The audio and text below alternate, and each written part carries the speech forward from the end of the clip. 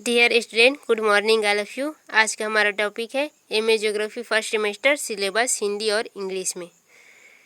तो university name है अटल बिहारी वाजपेयी विश्वविद्यालय बिलासपुर छत्तीसगढ़। क्लास है MA geography first semester. Paper है 1 जियोमॉर्फोलॉजी, हिंदी में इसे कहते हैं भू आकृति विज्ञान। कोर्स कंटेंट यानी कि विषय वस्तु। अब चलिए स्टार्ट करते हैं यूनिट 1 से।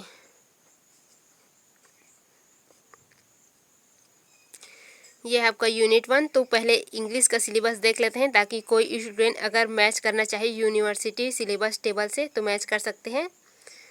Nature and scope of geomorphology, fundamental concept, geological structure and land formers, multi cycle and polycyclic evolution of landscape, concept of threshold. ये आपका इंग्लिश सिलेबस हो गया। अब इसका हिंदी और इंग्लिश दोनों अनुवाद देख लेते हैं। Nature and scope of geomorphology यानी कि भू आकृति विज्ञान की प्रकृति और विषय क्षेत्र। फंडामेंटल कॉन्सेप्ट, फंडामेंटल का मतलब क्या होता है? मौलिक, और कॉन्सेप्ट मतलब सिद्धांत या संकल्पनाएं। Geological structure and land formers यानी कि जियोलॉजिकल स्ट्रक्चर मतलब भूगर्भीय संरचना, इसका मतलब होता है भूगर्भीय, और इसका मतलब होता है संरचना। तो भूगर्भीय संरचना। और लैंड फॉर्मर्स मतलब स्थिर रूप या भू आकृतियाँ। Multi cycle and polygenical evolution of landscapes, multi cycle मतलब क्या हो गया? बहुचक्र, और पॉलीजेनिक मतलब बहुचक्रीय, इसका मतलब होता है बहुचक्र, और इसका मतलब होता है बहुचक्रीय। इवोल्यूशन ऑफ लैंडस्केप यानी कि स्थिर रूप का विकास, इसका पूरा अर्थ क्या हो जाएगा? Multi cycle and polygenic evolution of landscape यानी कि बहुचक्र और बहुचक्रीय स्थिर रूप का विकास। फिर है आपका कॉन्सेप्ट ऑफ थ्रेशोल्ड, ये आपका एक लेखक है जिसकी अवधारणा को आपको बताना है। कॉन्सेप्ट ऑफ थ्रेशोल्ड यानी कि थ्रेशोल्ड की अवधारणा। इसमें आपके भू आकृति से संबंधित एक अवधारणा दिया हुआ है थ्रेशोल्ड का, वो अवधारणा आपको इसमें देखना है। ये हो गया आपका यूनिट 1 कंप्लीट। अब जाते हैं यूनिट 2 में।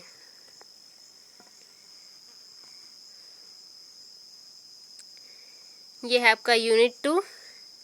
पहले इंग्लिश देख लेते हैं फिर हिंदी देखेंगे।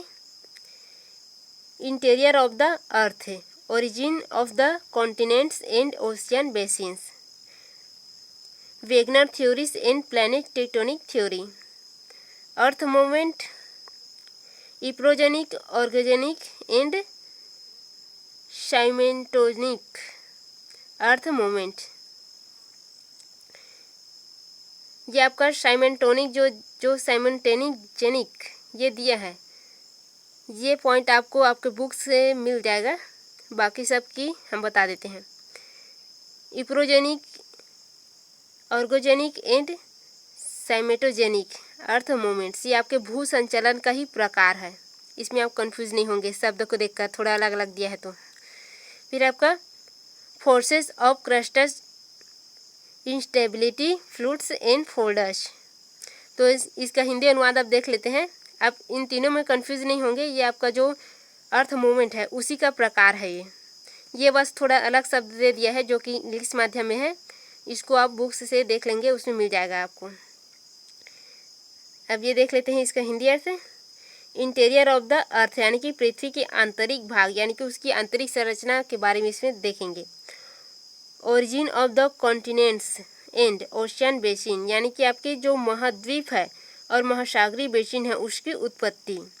Wegener theory and plate tectonic theory यानी कि वेगनर के जो विस्थापन सिद्धांत है उसका अध्ययन करेंगे, और प्लेट टेक्टोनिक सिद्धांत है उसका अध्ययन करना है। फिर आपका अर्थ मूवमेंट यानी कि भू संचलन, अब ये इसका प्रकार है भू संचलन का।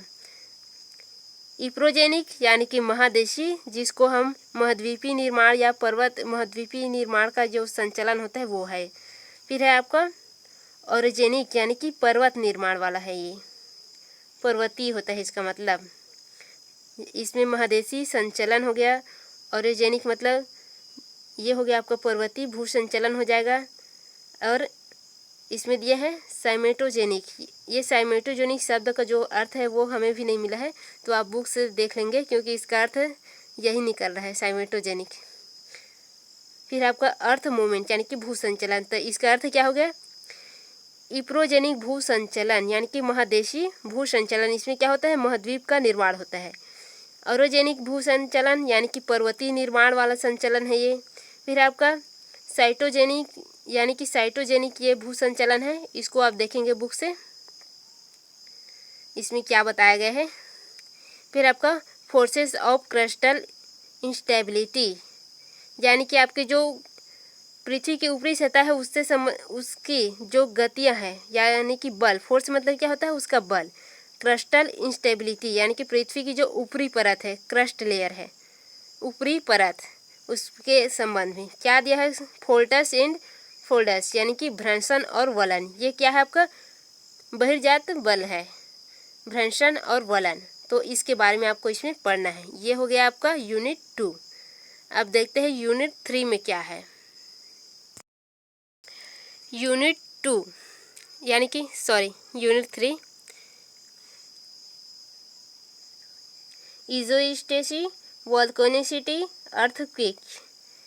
इज़ोस्टेसी का मतलब होता है भू संतुलन, वोल्केनिसिटी यानी कि ज्वालामुखी क्रिया, अर्थक्वेक यानी कि भूकंप। ये आपके सरल है यूनिट 3।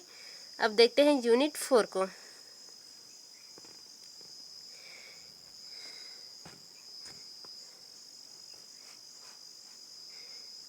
यूनिट 4 में है एक्सोजेनिक प्रोसेस यानी कि बहिर्जात प्रक्रिया।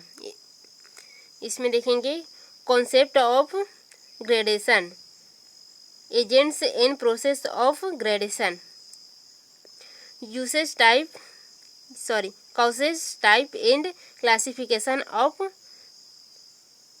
वाटरिंग यानी वेदरिंग है ये, mass moment, erosion and डिपोजनल।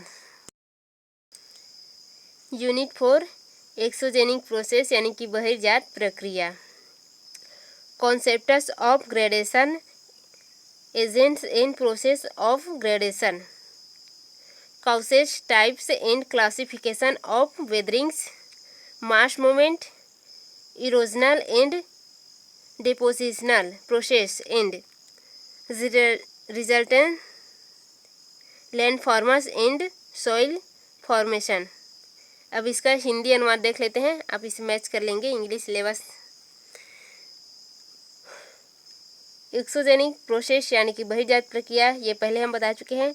Concept of gradation यानी कि तल संतुलन की अवधारणा यानी कि आपकी जो भूमि है उसकी संतुलन की अवधारणा है ये, भूमि तल की, धरातल तल की, पृथ्वी तल की संतुलन की अवधारणा। Agents and process of gradation यानी कि आपकी जो तल संतुलन की कारक एजेंट्स है यानी कि कारक, प्रोसेस प्रक्रिया यानी कि तल संतुलन की कारक और प्रक्रिया। तल संतुलन का मतलब क्या होता है? जो आपके ऊपर भाग है ऐसे रहता है, पर्वतीय या पठारी जो भी है, उसको क्या करता है? अपर्दन आदि प्रक्रिया द्वारा उसको छांट देते हैं यानी कि अपर्दित कर दिए जाते हैं, फिर वो क्या हो जाता है? समतल हो जाता है। यही होता है आपका तल संतुलन। उसके कारक और प्रक्रिया, उसके कौन कौन से कारक हो जाएंगे? अपक्षय, अपर्दन, ये सभी इसके कारक हो जाएंगे। और उसकी प्रक्रिया क्या है? अपक्षय, ये सभी उसके अपक्षय, अपर्दन हो गया, सन्निघर्षण हो गया, ये सभी इसके प्रक्रिया में आ जाएंगे। फिर है causes types and classification of weathering.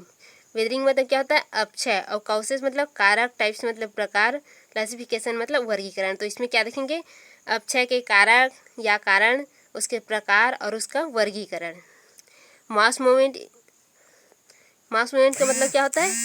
द्रव्यमान संचलन या वृहत संचलन इसको कहते हैं, इसका नाम है द्रव्यमान संचलन या वृहत संचलन।